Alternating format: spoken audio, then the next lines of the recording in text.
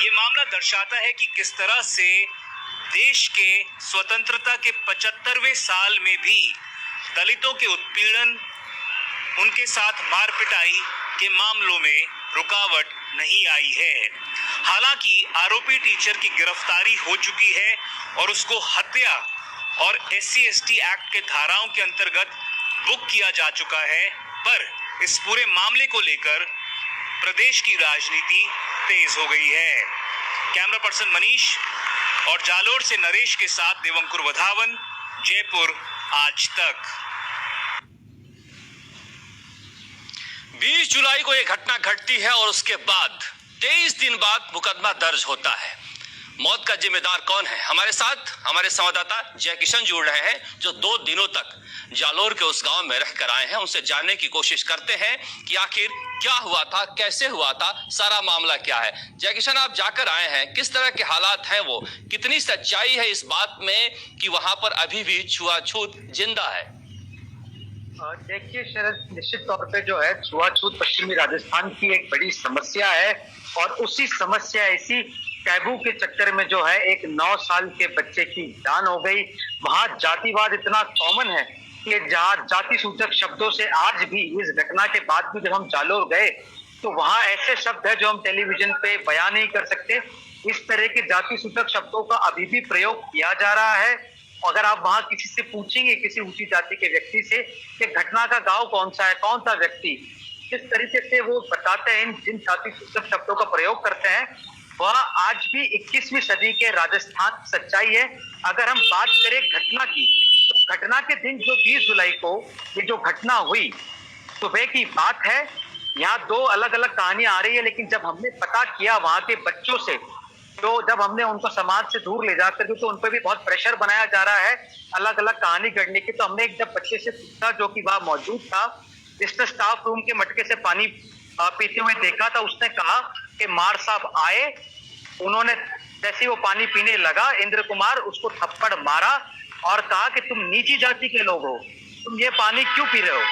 इसके बाद में इंद्र कुमार की तबीयत बिगड़ने लगी। थप्पड़ एक सोचे 75-80 किलो के आदमी ने पूरी ताकत से कान के पास में इतनी जोर से थप्पड़ मारा कि बच्चे की हालत खराब होने लग गई।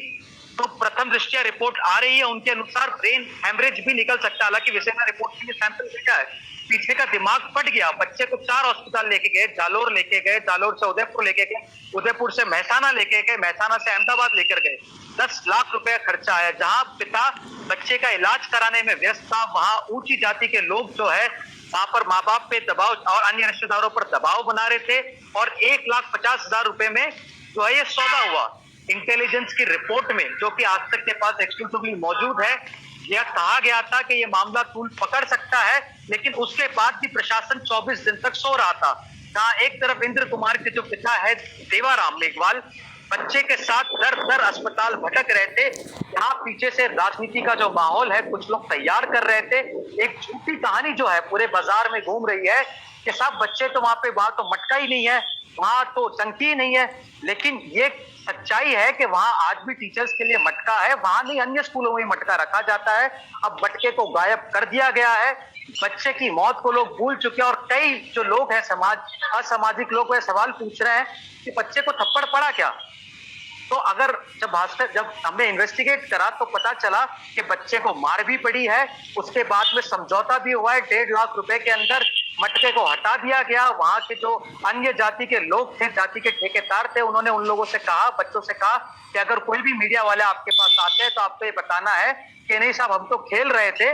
और उस खेल कूद के अंदर जो है वह उसको जो टीचर ने रोका, थप्पड़ मारा और मौत हो गई। लेकिन हकीकत कुछ और ही है। और उसके बाद आप देखेंगे जब हम परसों वहां आज तक वहां पहुंची तो हमने देखा कि किस तरीके से जो पुलिस प्रशासन है अपने मसल से, अपनी शक्ति से वहां के परिवार को कुचलने की और मसलने की कोशिश कर रहा था। वहां पर जब हमने खुद अपनी आंखों से आज तक के कैमरा में रिकॉर्ड हुआ कि एक तरफ तो जहां बॉडी को 36 घंटे हो चुके थे, बॉडी का क्रिमेशन नहीं हो रहा था, माँ बाप ने दरखास्त करी, समाज के लोगों ने प्रशासन से दरखास्त करी कि जो बॉडी है उसको डीप फ्रीजर दिया जाए। लेकिन प्रशासन उल्टा परिवार को कहता है कि हम आपको लीगल नोटिस देने आए हैं और आप जो है बच्ची को बॉडी को जलाइए वरना कार्रवाई की जाएगी। जब समाज के लोगों ने इस पर विरोध किया तो उन पे लाठियां बरसाई गई, उन पे पत्थर बरसाए गए, भीड़ को खदेड़ा गया। ये सब कुछ आज तक के कैमरा में रिकॉर्ड हुआ है। इस पूरे घटना में जो बच्चे के पिता है इंद्र कुमार मेघवाल के पिता देवाराम मेघवाल, उन्हें भी चोट लग गई, उनके चाचा का यहां तक सर भी फट गया। कुछ महिला कार्यकर्ताओं की नाक से खून बह रहा था, पुलिस ने लाठीचार्ज किया। तो आप ये देखिए प्रशासन किस हद तक असंवेदनशील हो चुका है। बिल्कुल जय किशन। जी शरद। हाँ बिल्कुल जय किसान, आप सही कह रहे हैं कि इसीलिए हम कह रहे हैं कि टीचर ने तो उसे एक बार मारा लेकिन सिस्टम ने उसे बार बार मारा। आप जिसे बता रहे हैं कि 23-24 दिनों तक इंटेलिजेंस अपनी रिपोर्ट देती रही और सरकार इसे दबाने में लगी रही। इसीलिए सवाल उठता है सरकार की नीयत पर कि सिर्फ गिरफ्तारी करके सरकार उन सवालों से बच नहीं सकती, मगर इस पर सियासत भी खूब हो रही है। वहां जैसा आप बता रहे हैं थ्योरी दिया जा रहा है, उस थ्योरी की वजह से ही क्या बीजेपी के नेता दिल्ली और जयपुर में बोल रहे हैं, लेकिन कोई बड़ा नेता अब तक जालोर नहीं गया है। सुनते हैं सतीश पूनिया ने